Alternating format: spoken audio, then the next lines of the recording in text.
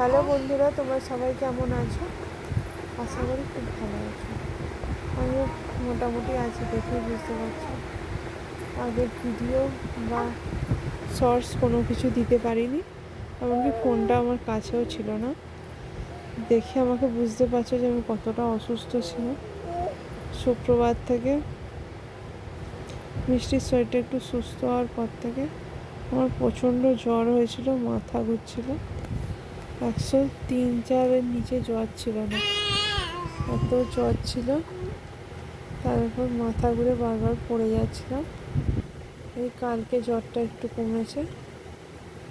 তার মধ্যে নার্সিংহোমে ভর্তি, ডাক্তার দেখানো, হাঁটাচলা করতে পারছি না। কী যে গেছে এই দিনগুলো তোমাদের বলে বোঝাতে পারবো না। আজকে একটুখানি মিষ্টির বাবা ফোনটা দিয়েছে, দেখতে পাচ্ছ।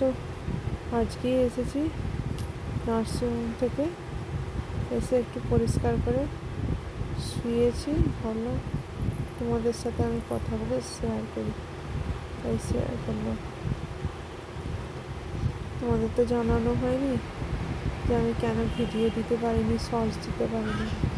আর অনেকটা দিন হয়েও গেছে শুক্রবার থেকে আজকে, তাই আমি সরি দিতে পারিনি।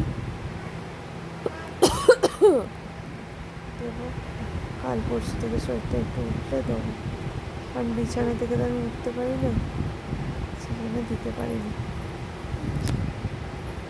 তোমরা সবাই আশা করি ভালো আছো, খুব ভালোভাবে থাকো। কারণ এই জ্বরটা হলে কোনো রেহাই নেই, শরীরকে প্রচণ্ড দুর্বল করে দিচ্ছে। আমার তো দুর্বলতা, আমার বাইরে এত কাজ আমি একা করতে পারবো।